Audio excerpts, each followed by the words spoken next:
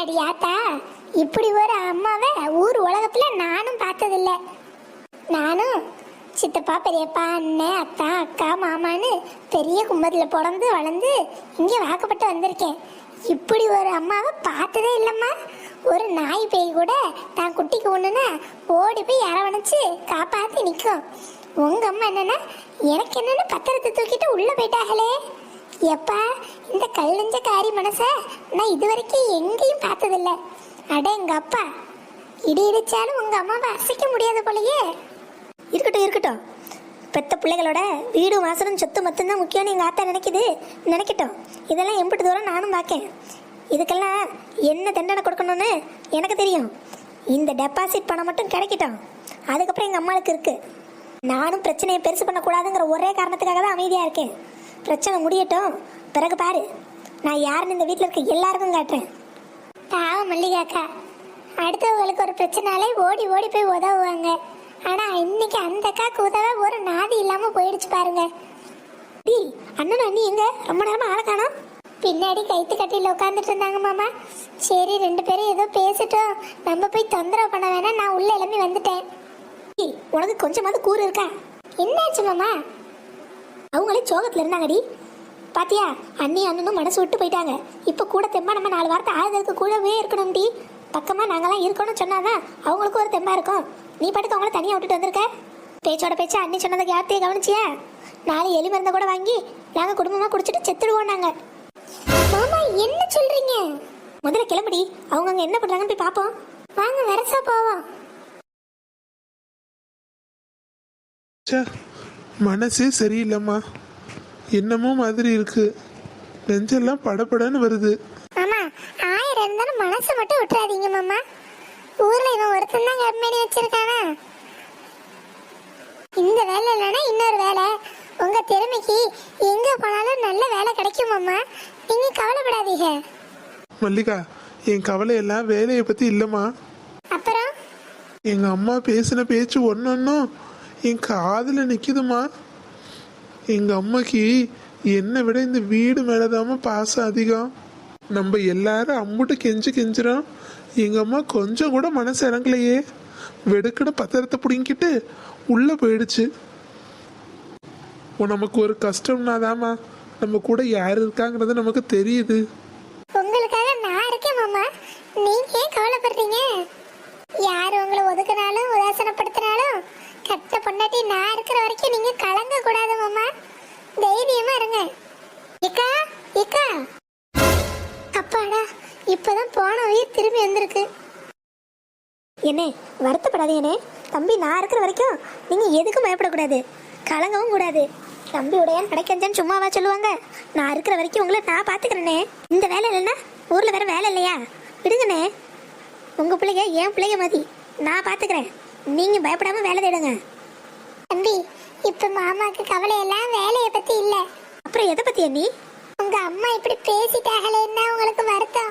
ஆமா, அவங்க பேச்சின பேச்சுக்கு வருத்தம் வேற படுறீங்களா? பேசாம விடுங்க. இன்னைக்கு என்ன புதுசாவா பேசுறாங்க மாமா? நான் வந்த நாள்ல இருந்து அவங்க அப்படித்தானே பேசிட்டு திரியுறாங்க. எப்போதும் எங்களை பேசுவாங்க, இன்னைக்கு உங்களுக்கு ஒரு பிரச்சனை, அதனால உங்கள்கிட்ட பேசிட்டாங்க. அம்புட்டுதான். அவங்கள கடவுள் படைக்கிறப்பலையே இதயத்துல கொஞ்சம் கூட ஈரம் இல்லாம படிச்சுட்டான் போல. அதான் பெத்த பிள்ளைங்க மேல கூட ஈவ இறக்கம் பார்க்க மாட்டேங்கிறாங்க. இருக்கு இதுக்கு எல்லாத்துக்கும் நான் என்ன முடிவு கட்டணும்னு முடிவு எடுத்து வச்சிருக்கேன். இந்த பிரச்சனை முடியட்டும், இதுக்கு தக்க பதில் நான் கொடுக்குறேன். இதுக்கான தண்டனை எங்க அம்மாக்கு உண்டு. வேணாயா, விடு. எங்க கதை எங்களோட போட்டோம். பிரச்சனையை மேலும் மேலும் வளர்த்துக்கிட்டே போனா நல்லாவா இருக்கும்? விடு விடு. சரி, நான் இப்போ ஆபீஸ்க்கு போனை போட்டு எங்களால் புரட்ட முடியல, நீங்க வேற ஆள் பாத்துக்கங்கன்னு சொல்லிடுறேன். நீ இப்படி ஒரு வார்த்தையை சொல்றப்ப கூட என்னால உனக்கு ஒரு உதவியும் பண்ண முடியலேனே. நான் இருக்கு கவலைப்படாதன்னு கூட சொல்ல முடியலேனே. ஐயா தம்பி, நான் எனக்கு உன் மேலே எந்த வருத்தமும் இல்லையா, மனசு ஃபுல்லாக சந்தோஷமாக தான் இருக்கு. எனக்காக எம்புட்டு தூரம் கோவப்பட்ட, அம்மா கிட்ட எம்புட்டு தூரம் பேசினேன். ஒன்று நினச்சா எனக்கு பெருமையாக தான் இருக்கு. அண்ணே, நீ எனக்கு வேற அண்ணன் மட்டும் இல்லைனே, அப்பா மாதிரி. அப்பா நம்மளை எந்த வயசுல விட்டுட்டு போனான்னு எனக்கு தெரியாதா? நீ ஒத்த மனுஷனா இந்த குடும்பத்தை தூக்கி சுமக்கலையா? எனக்கு எல்லாமே நினைவு இருக்குனே. நிர்மலாக்கு வேணா எல்லாம் மறந்து போயிருக்கலாம், அவ சின்ன பிள்ளை. ஆனால் நான் உன் கஷ்டத்தை கூட இருந்து பார்த்தவண்ணே. எனக்கு தெரியாத நீ யார் எவருன்னு. இந்த அம்மா வேணா எல்லாத்தையும் மறைக்கலாம். நான் எதையும் மறைச்சேனா நான் நல்லா இருக்க முடியாதுண்ணே. ஐயா உடியா, என் கடமையாது. நீ ஒன்றும் எனக்கு தம்பி மட்டும் கிடையாது, எங்களுக்கு மூத்த புள்ளையா. என்ன தம்பி, இம்புட்டு கஷ்டத்துலயும் ஒருத்தருக்கு ஒருத்தர் ஒத்துமையா இருக்கீங்க பாத்தீங்களா? உங்களை பாக்குறப்ப எங்கன்னே பட்டுடும் போல இருக்கு. 1000 சொத்து பத்து இருந்தாலும் இப்படி ஒரு அண்ணன் தம்பி உறவு வராது. நீங்க இன்னைக்கு மாதிரி என்னைக்கு ஒத்துமையா ராமனும் லட்சுமணனும் மாதிரி இருக்கணும். அதுதான் எங்க ஆசையும் கூட. கண்டிப்பா இருப்போம். சரிதானே? எப்பா எம்புட்டு தைரியம் இதுங்களுக்கு? விட்ட நம்மளையும் கொண்டு போய் அடமானம் வச்சா அடமானம் வச்சு விடுங்க. யார் விட்ட யார் அடமானம் வைக்கிறது? இவனுங்க நான் சம்பாரிச்சு வாங்கினானுங்க இந்த விட்ட, என் புருஷ சம்பாரிச்சு வாங்கினது. எம்புட்டு தைரியம் இவனுங்களுக்கு? நான் இருக்கிறப்ப என் விட்ட அடகு வைப்பானுங்களா? அடகு எல்லாம் இவனுக்கு வந்து யோசனையா இருக்காது. கூடவே திரியிறாளுகளே அக்காலும் தங்கச்சியும் மாதிரி ஒட்டி பிறந்த மாதிரி, அவளுக்கு கொடுத்த ஐடியாவா இருக்கும். அவனுங்க அப்படியே வந்து ஒப்பிக்கிறானுங்க. இவளுங்க ஓதுவாளுங்க யாருக்கும் தெரியாம. இவனுங்க வெளியே வந்து இவனுங்களே சொல்ற மாதிரி ஆக்டிங்க போடுவானுங்க. இவனுங்களுக்கு ஏது இம்புட்டு கூறு? எல்லாம் அவளுக்கு யோசனையாக தான் இருக்கும். ஏன் பசங்கள்லாம் கொஞ்சம் நல்ல விதம் தான். இதுங்க தான் வந்து இல்லாதையும் உள்ளதையும் சொல்லி இப்படி ஏற்றி விடுதுங்க. சே, நல்லா இருந்த குடும்பத்தில் எவ கண்டுபட்டுச்சோ கொல்லிக்கட்டை எடுத்து வைக்க பிரச்சனைக்கு மேலே பிரச்சனை வந்துக்கிட்டே இருக்கே. முதல்ல இந்த மாப்பிள்ளை கிட்ட பணத்தை வாங்கி நகையை திருப்பி இதுங்கள்ட்ட கொடுத்துடணும். இல்லை இந்த வீட்டில் போக போக நமக்கு மரியாதை இல்லாமல் போயிடும். அந்த மனுஷன்ட்டு 50,000 கேட்டதுக்கு 5 பைசா இல்லைன்ட்டு ஓடி போயிட்டான். இவனை 5 லட்சத்தை திருப்பி தரப்போறான். என்ன பண்ணுவியோ அலமேலு? ஓ மான மரியாதை இப்போ உன் கையில் தான் இருக்கு. நீ தான் காப்பாற்றிக்கணும். இந்த பணத்தை மட்டும் நீ திருப்பி கொடுக்கல, வீட்டை மட்டும் இல்லாட்டி உன்னையும் சேர்த்து அடமானம் வச்சாலும் வச்சு போடுவானுங்க. பார்த்து ஜாக்கிரதையா இருந்துக்க. ஏம்மா, இந்த மல்லிகாக்கா எங்க? என்ன இவளுக்கு கோபமா இருக்க மாதிரி தெரியுது? அம்மா உங்களை தான் கேட்கும். அக்கா எங்க? உள்ளதான் இருக்கா. என்னடா இது, இவளுக்கு எப்போ வந்தாலும் சிரிச்சுக்கிட்டுல வருவாளுங்க. என்ன இன்னைக்கு மல்லிகா எங்கன்னு கோவமா கேட்டுட்டு போறாளுங்க? ஒருவேளை கூட்டணி கட்சி கலைஞ்சிருச்சா? அப்படின்னா நல்லா இல்லை இருக்கும். ஒருத்திக்கு ஒருத்தி சண்டை போட்டு மண்டை முடிய பிச்சுக்கிட்டு அடிச்சுக்கிட்டு சாவட்டும். நல்லா நம்ம உட்காந்து ரசிப்போம். போய் இவ அவளை எப்படி அழகா திட்டுறான்னு பேடிக்க பார்ப்போம்.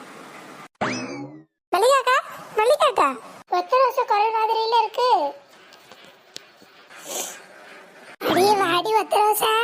இக்கா என்கிட்ட பேசாதீங்க, நான் உங்க மேல வருத்தத்துல இருக்கேன். சரியான கோபம் உங்க மேல எனக்கு. அடி ஏண்டி, நான் உனக்கு என்ன பண்ணேன்? நான் இருக்கிற பிரச்சனையே தாங்க முடியாம என்ன பண்றதுன்னு திக்கத்து போய் நிக்க. நீ வேற என்னடி புதுசா மனசு போட்டு குழப்புற? என்ன உன் பிரச்சனை சொல்லு. ஏக்கா சும்மா போங்க. வார்த்தைக்கு தான் அக்கா தங்கச்சி மாதிரிங்கிறீங்க. ஒரு நாள் கூட எங்களை அப்படி பார்க்கல, அப்படித்தானே? பரவாயில்லையே, நம்ம நினைச்சோட பெரிய பிரச்சனையா தான் இருக்கும் போல. சந்தோஷம் சந்தோஷம்.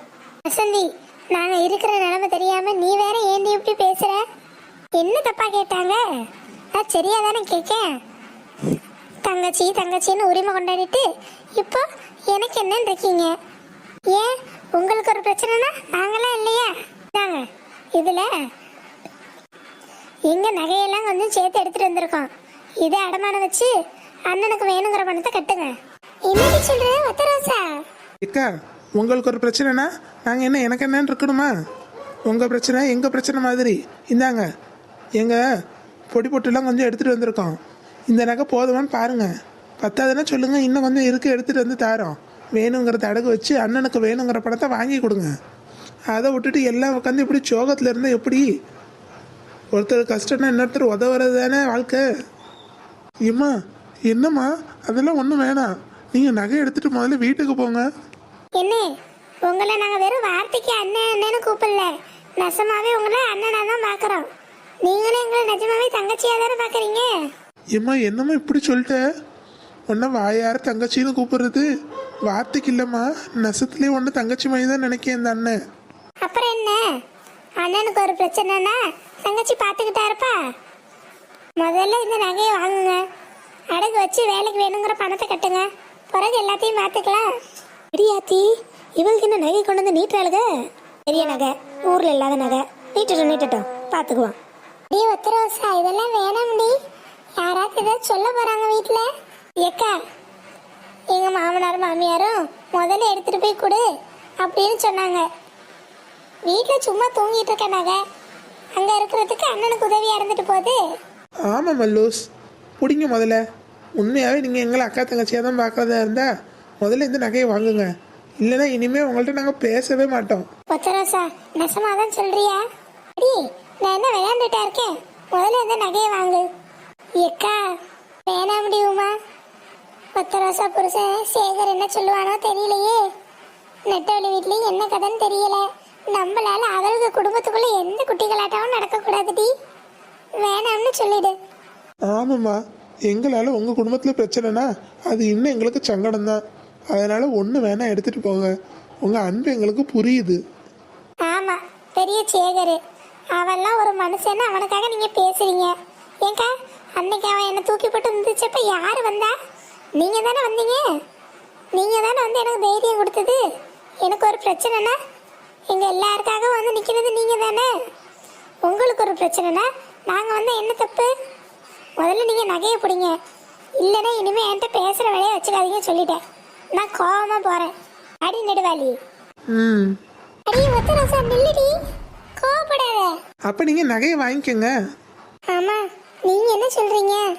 சரி மல்லிகா, வாங்கிக்க. இம்புட்டு தூரம் கோவப்படுதுங்கல்ல, வாங்கிக்க. அண்ணி வாங்கிக்கோங்க அண்ணி, இப்போதைக்கு வாங்கிக்கலாம். இன்னும் 2-3 நாளில் திருப்பி கையில் கொடுத்துடலாம். அவசரத்துக்கு தானே நீ வாங்கிக்கோங்க. எனக்கும் இது நல்ல யோசனையாக தான் படுது.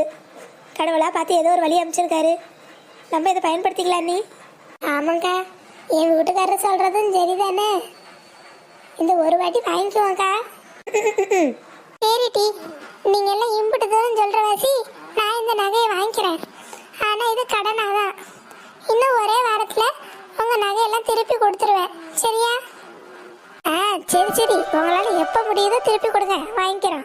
முதல்ல நகையை பிடிங்க. அதான் பிரச்சனை முடிஞ்சுல, இன்னும் உம்முன்னு இருக்கணும். முகத்தை வந்து சிரிங்க. என்ன நீங்களும் தான்? நகையா நகையா, ஊரில் இல்லாத நகை. அது தங்கம்மா பித்தாளையான்னு வரைச்சி பாருங்கடி. ஏம்மா சித்த பாயை மூடிட்டு இருங்க சொல்லிட்டேன். பெத்த பிள்ளைக்கு உங்களால் கொடுத்து உதவ முடியல, அந்த மனசு உங்களுக்கு இல்லை. பழகின பழக்கத்துக்கு அக்கம் பக்கம் இருக்கவங்க நம்ம அண்ணனை நம்பி இம்முட்டு நகையை தூக்கி கொடுக்குறாங்க. இப்போயாச்சும் அண்ணன் அண்ணி யாருன்னு பார்த்து புரிஞ்சுக்கோங்க, தெரிஞ்சுக்கோங்க. சே ஆமாம், போட பார்க்கத்தவனே. பெரிய நகை அப்படியே தூக்கி கொடுத்துட்டாளுங்க. போட போட நான் பார்க்காத நகையா, நான் போடாத நகையா? நம்மளுக்கெல்லாம் என்ன சொன்னாலும் புத்தியே வராது. சே சரி விடுங்க தம்பி, அத்தை அப்படித்தானே. அடியே ஒத்தரோசா, பழகின பழக்கத்துக்காக எனக்காக இம்புட்டு நகையை தூக்கி தரீங்களே, நீயும் நெட்டவள்ளியும். உங்களை நான் என்னைக்கும் மறக்க மாட்டேன்டி. எங்க அத்தை பேசுனதையும் மனசுல வச்சுக்காத. ஏக்கா அதெல்லாம் நான் ஒன்றும் நினச்சிக்கல. நீங்க முதல்ல அண்ணனோட வேலையை காப்பாத்துற வழியை பாருங்க, பிறகு மற்றதெல்லாம் பேசிக்கலாம். சரிடி. யாரும் வாங்க உள்ள காப்பி தண்ணி குடிச்சிட்டு போகலாம். அப்புறம் மல்லிகாக்கா காப்பி குடிக்க தானே இம்புட்டு தர நகையை தூக்கிட்டு வந்தா. ஏக்கா போய் ஒரு நல்ல ஃபில்டர் காஃபி போடுங்க. சரிடி ஒத்தரோசா, உனக்கு இல்லாமையா? வாடி நெட்டவள்ளி, நீ வா, உங்களுக்கு காஃபி ரெடி பண்ணி வைக்க. வாங்க வாங்க. ஏம்மா, உங்களுக்கு நான் எப்படி நன்றி சொல்கிறதுனே தெரியலம்மா. ஏன் ஆத்தா கூட என்ன நம்பி பணம் தரல, நீங்கள் கொடுத்துருக்கீங்க. எண்ணி 2-3 நாளில் உங்கள் நகையை உங்ககிட்டயே கொண்டு வந்து சேர்ப்பேம்மா. ஏனினே, உங்களால எப்போ முடியுதோ அப்போ கொடுங்க, சரியா? நாங்கள் போய் சூட காப்பி குடிக்க போகிறோம். அடி நெட்டவள்ளி. இன்னைக்கு இந்த பிள்ளைங்க மட்டும் இல்லை, என் நிலைமை என்ன ஆயிருக்கணும். சே, அக்கம் பக்கம் இருக்கிற பிள்ளைகளே நமக்கு உறவுகாரங்களாக தான் இருக்குங்க. நமக்கு ஒன்றுன்னா எப்படி ஓடி வந்து செய்துங்க. பாசக்கார பிள்ளைங்க. என்ன உண்மைதானே, நம்ம அம்மா கூட தரமாட்டேன்னு சொல்லியும் இவங்க தராங்க பார்த்தீங்களா? நம்மளை நம்பி என்னைக்குமே இந்த 2ஐயும் நம்ம மறக்கக்கூடாதுனே. சரி சரி, அண்ணனும் தம்பியும் பேசின வரைக்கும் போதும். வாங்க காஃபி போடுறாங்க, காஃபியை குடிச்சிட்டு சீக்கிரம் போய் வேலையை பாருங்க.